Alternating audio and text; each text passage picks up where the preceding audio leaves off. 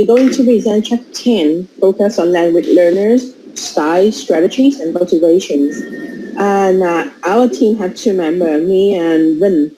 And first of all, I would like to introduce to you the content of our presentation. We're going to go through seven parts of this chapter, including introduction, factors out of teacher control, learning style, learning strategies, motivation, pedagogies, implementations, and conclusion. So first of all, in the second language acquisitions, we can achieve successfully thanks to, first of all, the duration and intensity of the course. For example, the more time we spend on second language and the more number of exercise and practice, we are going to be able to success in acquiring the target language. Next is the characteristic of the learner. And also we have the suitable pedagogical method, and finally the amounts of L2 or target language exposure. Before I start on my next part, I would like you to take a look at this one. Okay, so sorry, it's a little bit okay.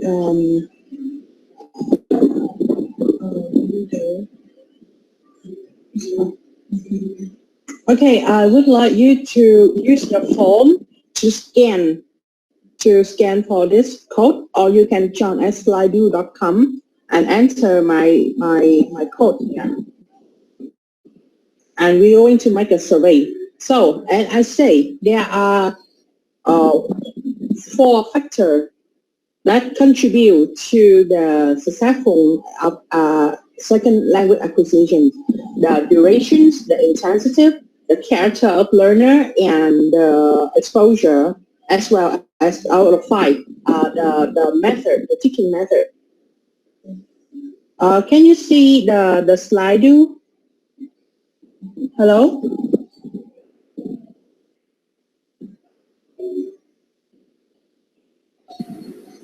Dạ chị My ơi, chị My có share slide không chị My?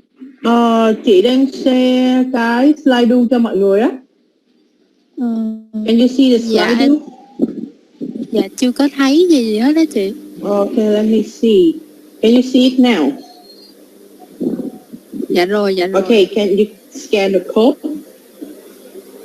Or you can join at slido.com and enter the code 365085. We're going to have a quick survey. Okay, so I repeat. The factor that contribute to the success of second language acquisition, including the duration, the intensity, the method, the characteristic of learner, and the exposure, the amount of exposure. So, first of all, which factor can teacher control in classroom? So I need you to tap one word of duration, intensity, method, characteristic, or exposure.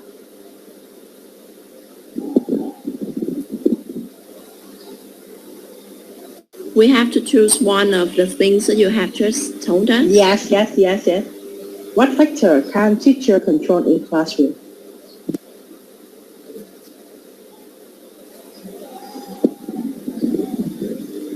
Miss Lee, can you repeat the factors, please? Okay, we have duration, intensity, method, characteristic, and exposure.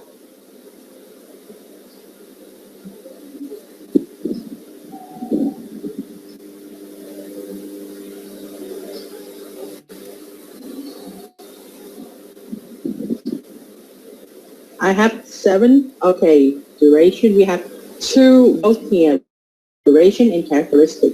Duration, sure. We have 13, 14.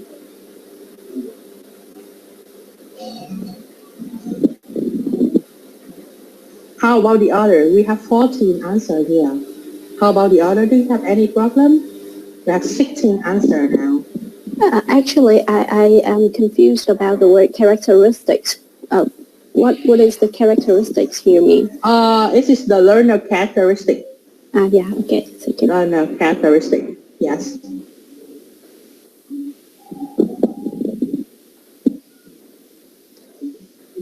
So we have 16 answers. Can we get 20?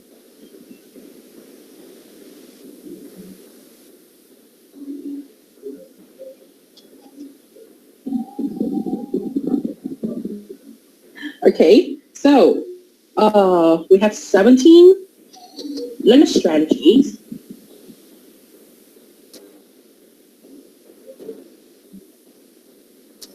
18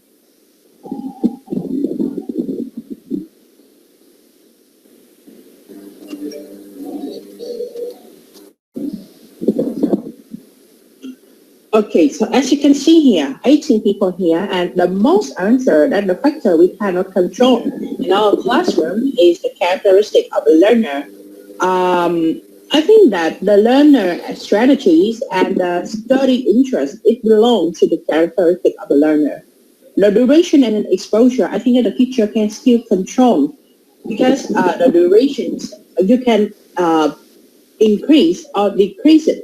It depends on the teacher. Still, a teacher controlling.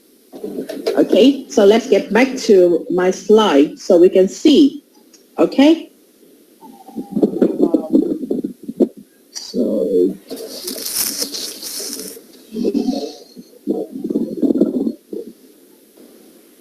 Also, can you hear? Can you see it now?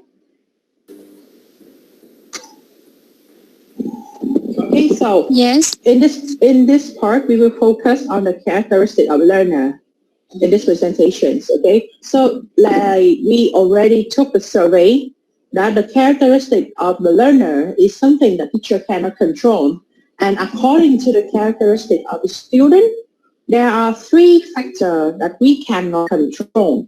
First of all, is the age. The age of the learner cannot control it. Secondly, is gender. And lastly, this is the attitude. Attitude, okay? So, first of all, age. We used to learn that the younger the student is, the more chance or the more chance to be successful the student will be in language acquisition. Do you agree or disagree with this? Do you agree or disagree with this statement? Sorry, Miss May, we cannot see the slide that you moved to. It's still in the introduction slide now. Introduction, you still see it? Chị My ơi, chị share cái phần slideshow á, đừng có share cái PowerPoint. Okay. Let me see. Sorry.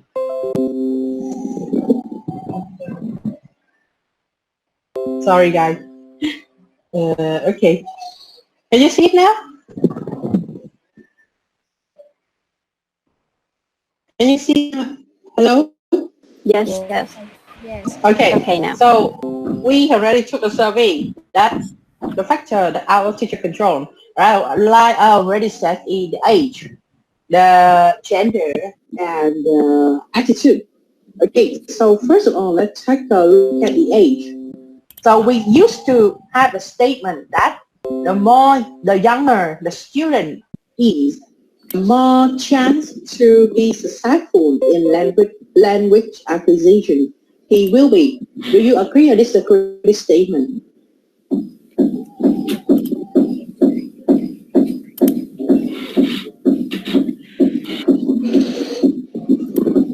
Do you agree or disagree? In Vietnamese. Yes, I agree. Yes, You agree? You agree, right? Okay, so let's take a look at. So this is the critical period, the age of acquisition of second language, and people used to think that the younger the student, the younger the learner, the more chance they will be successful. Okay, so as you can see, the best time to learn is from 3 to 10. Okay. However, recent study proves that critical period is true only in environment where the amount of exposure of L2 is full of the time. For example, if you live in America, for sure, this theory will be true.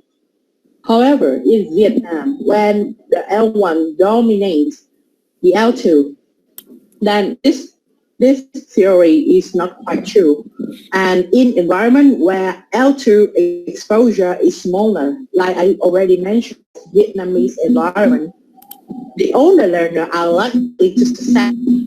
So do you know the reason why? Obviously, we think that younger learners have more chance to be successful. However, recent study proves that in environment where the target language exposure is smaller, older learners are likely to succeed. So do you know the reason why?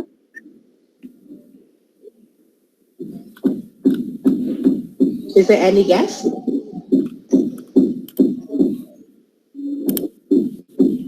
I guess maybe after you learn, after you hear our presentation, you will have the answer for yourself, because this one depends on the strategy and motivation of the learner. Okay, so next, the gender. I think it's quite obvious that when it comes to language and communication, women tend to dominate the men. It's like the women are born to be successful, or are born to be able to work well with the language and the communication skill. Okay, and finally, the attitude. The attitude. So does anyone know what is attitude mean? Talent. Talent, Special yes. ability. Special ability, very good. Or the other word we can say that intelligent. Yes. Okay. So the attitude means the ability to learn language. So different people will have different ability. And this aspect means that the contribution to student affecting us. However, high attitude doesn't mean that the student is more intelligent. High attitude means that he or she will have will learn something more easily and quickly. Therefore, attitude doesn't determine if someone can learn foreign language or not. So we can say like if your student he has a high attitude, he will be able to acquire the language more easily and quicker than the other student. And that's the reason why in a STEM classroom, we cannot expect the student to have the same. We cannot expect the student to have the same level of this ability. Different students will have different ways to learn. Okay? And the factor for productivity. So for the productivity in second language acquisitions, we have three factors. First is the motivation. Secondly is the strategies, and lastly is the student characteristic. Okay, and learning style. Sorry, or we can say learning style. Okay, so different students will have different learning style. Some you can, if you observe your classroom, you will see that some students they will do quite well with the visual and auditory. However, the other student, they prefer something more practical, something that they can do, something they can touch. Or some students, they're quite interested in learning by heart. However, the other student, they want to learn through the constructivism or doing tasks or doing project. So different students will have different learning style. And however, learning style is stable, which means that each student, they have different ways to learn. And that ways of learning is stable. Therefore, the role of the teacher in class is to find a suitable or modify the task so that it's suitable with the student way of learning. And the teacher do not have any direct influence on this aspect. You cannot control this one, but you can modify to be suitable to the student. Okay? And some useful style reference that we can see. We can be more visual, auditory, or hand-on. Hand-on means that you can touch or do something. And visual auditory means that something you can see, you can hear, you can say. Being more global or more particular. Being more synthesized and more analytic. Being introvert and being extrovert. Being abstract and intuitive, and being concrete in thinking in step-by-step sequence. So there are some styles that we can use to modify our tasks, or we can create our lesson plan in order to help our students to achieve their goal in learning the target language. And next, we're going to discuss the learner strategy. So for the L2 or target language researcher, they notice the importance of learning strategy when they examining good language learner. So the study of good language learner over years had indicated that it's not only about high degree of language aptitude or motivation that cause your student to be successful in language learning, but it's also about their active and creative participation in learning process through the learner strategy. So it's not only about the ability, it's not only about the motivation the learner has, but it's also about the way that they participate in the learning process through their individual strategy. Okay, and in learning strategy, so like I already said that the good language learner show us that it's only a rich and sufficient personalized repertoire of such strategy. Okay, and we should have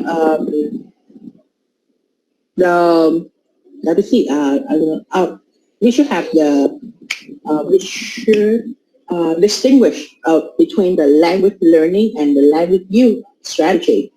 Because when a student learn, they will have a lot of strategy, but we have to be able to distinguish between the language learning and the language use strategy. So for language learning strategy, it means that the way the student, the strategy the student will use to learn, to achieve their learning goal. However, for language use strategies, it will focus on the way that they will use the goal that they will use the language they learn in the real context. And in language use strategy, we have 4 subsets. First is the retrieval strategy. Second is the rehearsal strategy. Third is communication strategy. And final is the cover strategy. And in the presentation, we will focus mostly on the communication strategy. For communication strategy, so it received a considerable attention in early research, and it is viewed as the verbal or non-verbal device, which may use to deal with problem or breakdown in communication. And some common strategy that should be taken into considerations in communication strategies is that the avoidance and reduction strategies, achievement of compensatory strategy, and stalling or time gaining strategy. And last but not least is the interactional strategy. And for learner strategy, there are 2 notable approaches categorized of learner strategy. First is the cognitive, metacognitive, affective, and social strategy. And second is the skill and area strategy. So, in your opinion, do you think that these two are the same or different? In your opinion, do you think that they are the same or different?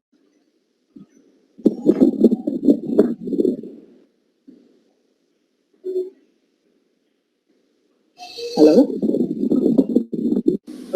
Yeah. Yeah. Hello. Yes? I think that these two approaches are different. They're not the same. They use different strategies. Exactly. Uh, They are, yes? Can you yeah. explain more? Please go ahead. Okay, thank you. And in cognitive, metacognitive, affective, and social strategy, in brief, we can understand that they are, let's see, they are the way that we as conscious and subconscious in our way of thinking and thought and attitude toward the language that we learn. For cognitive, it processes of mental manipulation students go through in both learning and using. For metacognitive, it's like a learner consciously use in order to supervise or manage their language learning, so they can control their cognitions by planning what they will do. So metacognitive is like the way that you supervise or the way of you planning for your learning process. The cognitive is like the process that your mind know what to do with your learning and using language. The affective strategies is your emotion and motivation and attitude toward the language use. For example, strategy for reductions of anxiety or for self-encouraging in language using. And the social strategy include the action that you will choose to take in order to interact with other learners. Some students they may choose to talk a lot, interview a lot, interact with other students a lot. However, some students they may choose to be silent and only answer when they are asked. And the skill area strategies that in this part, the strategy will focus mostly on the skill that they learn. Okay, so the skill are more associated with language learning. And it tends to be, we used to think that when we're talking about skill, there are only 4 skills, that listening, speaking, writing, and reading.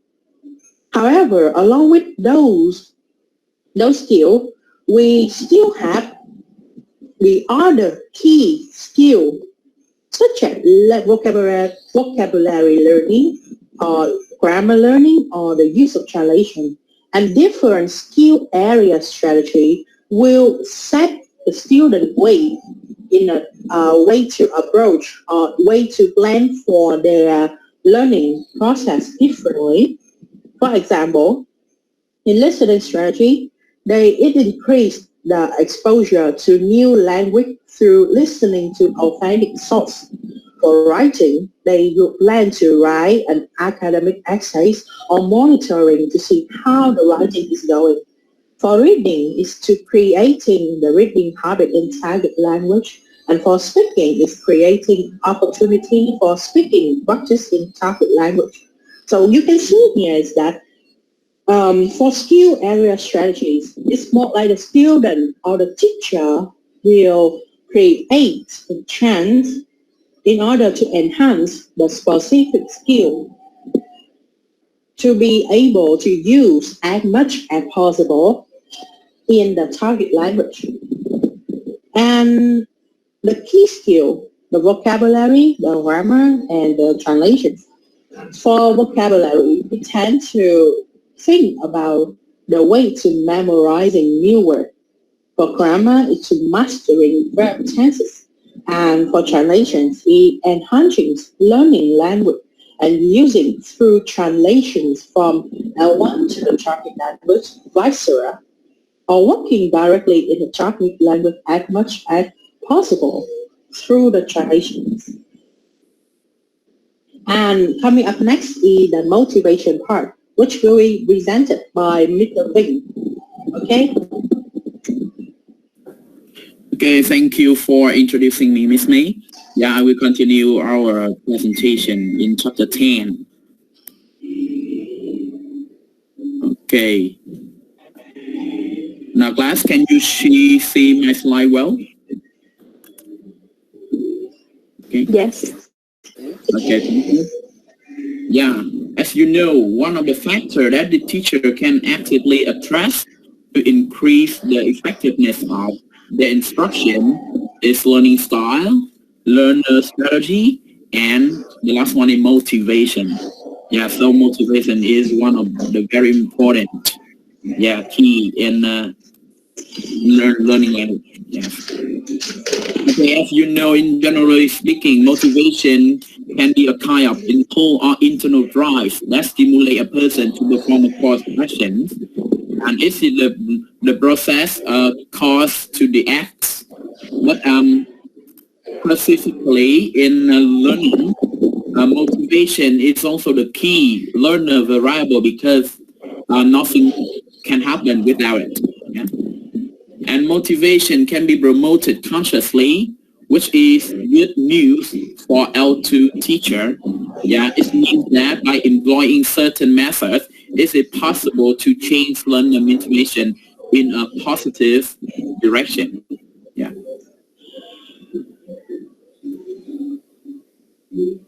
Yeah, I discussed a little bit about the social nature of L2 motivation.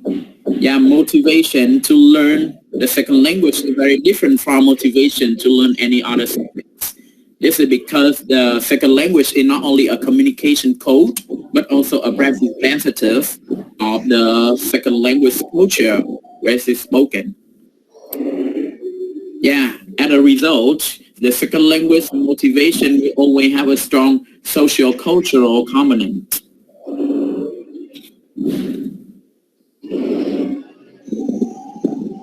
Moreover, learner will be reluctant to set about learning the language of a cultural group towards which they have truly negative feeling. Yeah, in the same way, having favorable attitudes towards a language community may well increase the motivation to learn the language.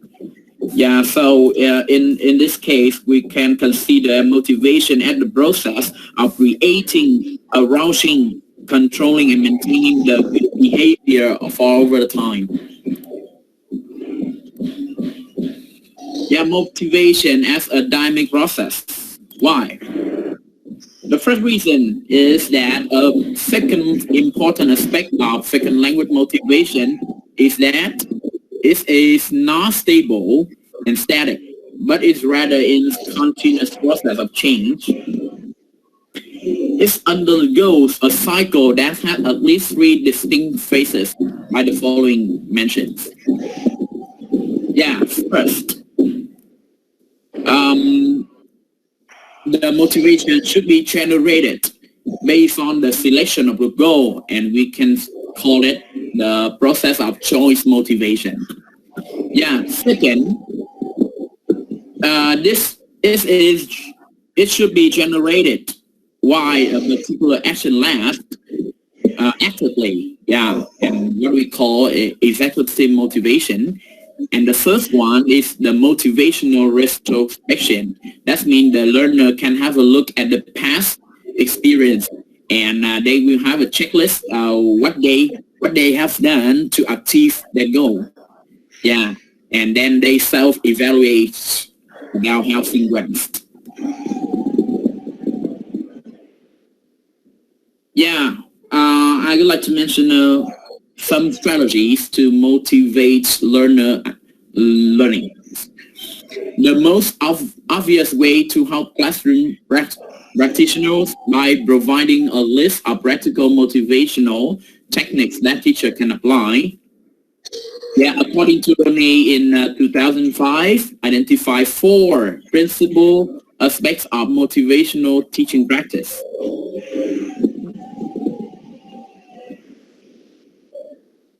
Thank you. Yeah, the first one, that's mean the teacher can creating the basic motivational conditions by establish the good relationship between students and teacher. Yeah, to help they have the good interaction between teacher and student in class. Or in the other way, yeah, teacher can arousing or fostering a pleasant and supportive classroom atmosphere to make the learner feel more comfortable to acquire skill and linguistic knowledge. Develop a cohesive learner group with appropriate group norm is very necessary too. Yeah, the second term, generating initial motivation. Yeah, in another way we can call it intrinsic motivation. Yeah, the learner can increase the expectancy of the success. Yeah, where, for example, teacher can share many inspiring story or some image of the successful person. Yeah, in the subject to inspire, to encourage learning performance. Making teaching material relevant to learner also important. Creating realistic learner belief. Yeah, for example,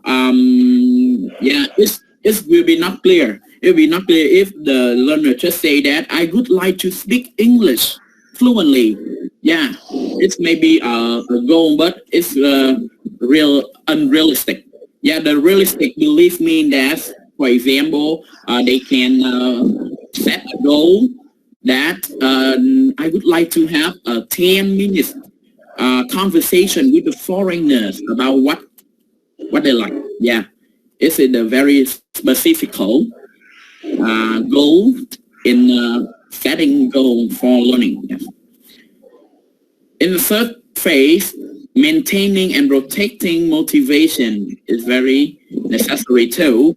For example, making learning stimulating. Yeah, in teaching language, we can apply some game, online game, or some musical instrument to make the become more interesting. Yeah, setting specific learner goal. Yeah, we clearly state that the objective of the lesson to make people clearly understand about the lesson content. Presenting tasks in a motivating way. Yeah, go step by step to make it clear. In the book, in the introduction of social applied linguistics, they suggest some strategy for students to self-motivate. Yeah, first, what we call commitment control strategies. That means they can reserve and increase their original goal commitment. Yeah. The second one we call metacognitive control strategy. That means teacher can monitor and control their concentration to acquire the lessons. Third, the satiation control strategies. That means some good way and good method to eliminate the boredom during learning. Fourth one, emotion control strategies. That means manage the emotional state or mood. Yeah, balance the emotion to be always positive in learning language. And the last one we call environmental control strategy. Yeah, eliminate the negative environmental influence. So I move to the next part about the pedagogical implication. Yeah, it is possible to teach learners to enhance their strategy use, help them to be more conscious and systematic about the strategies that they already use. Yeah, we have so many ways to enhance their motivation, right? So I have a review question for you. As I mentioned above, and based on your English teaching experiences, who can tell me a little bit and share your experience. What should teachers do in class to enhance student intrinsic and extrinsic? Yeah, I would like to invite some people in our class to share about this. How about me, Mr. Vinh? Yeah. I think the first thing is that we need to know our student, like you just say, because different students will have different learning style. So we should try to be as much as creative as we can be, and we can apply different teaching methods into our teaching. And I think that the teacher-centered approach is kind of outdated. So I'm trying my best to changing into the learning-centered approach. And I can ask my students to do more realistic and interesting activities, like find out about the quote of successful businessman when I teach them speaking in business, and help them to be as active as possible, like you just say. And yeah, however, it takes a lot of time and effort. Oh, thank you for your useful sharing. Any more ideas? I would like to hear. Yes, me. So, Mr. English, thank you. Miss Doing first. Yes, so for extrinsic, I think the teacher should have a strategy to encourage student learning, like the teacher can give more mark, extra mark, or some gift like candies or something. For intrinsic, I think the teacher should, for example, at the first meeting, the teacher should know what is the student goals, the goals of learning, so that the teacher will encourage them to achieve the goals. Yeah, that's it. Yeah, thank you. About Miss Win. Miss Win, please. Yes, I somehow have the same idea as Miss Doing. And in my class, the students like bonus, like extra mark rather than anything else. So yeah, normally when students raise their hand in class and they say something regardless of whether they give the correct answer or not, I still give them the one extra mark for their participation. And of course, for me, they must have about 10 bonuses to have to become 1 mark in their 15-minute test or something like that. And yeah, because this is the time when we can apply technology. So I often use Google Form exercise. So I count the time students do the exercise as well as the percentage of correct answer. For example, if I give them an exercise like 20 questions, and if they have more than 10 correct questions, they will get 1 bonus. But if they have more than 15 correct answers, they get 2 bonuses. And then if they have all the correct answers, they get 5 bonuses, for example. So the students will keep doing it until they get the maximum that they can get. And when they try to get that, they know the lesson better, and also they can improve their mark. And I think that is extrinsic motivation, right? Thank you for your sharing. Yeah, I think bonus points are a very useful way to make them to be more competitive in class. Yeah, and now what I summarize about the good way, yeah, we can indicate it in the pedagogical activities is that the teacher can make their behavior become better in class by many ways of encouragement and push them in the motivation. In other way, they can make a pleasant and supportive atmosphere in the classroom. for extrinsic motivation, they can increase the learner goal orientation, by list the objective clearly, and offering the rewards like a bonus points or some gift, and praised in a motivational manner. Okay. Thank you for all your contribution. In conclusion of our presentation today, I have some more ideas to share with you. The individual different variables of learning style, strategy, and motivation are interrelated in many ways. The effective and well-personalized communication strategies can increase the learner linguistic self-confidence and generate their satisfaction in SLA, in second language use and acquisition. A teacher can check periodically to keep learner self-motivating strategy and help learner to keep their motivational level in mind. Okay. Motivation style and learning strategies make the teaching of language course more productive and enjoyable for both teacher and student in class. So this is our references for our presentation today. That's the end of our presentation. Thank you for your listening. Okay. Okay, thank you.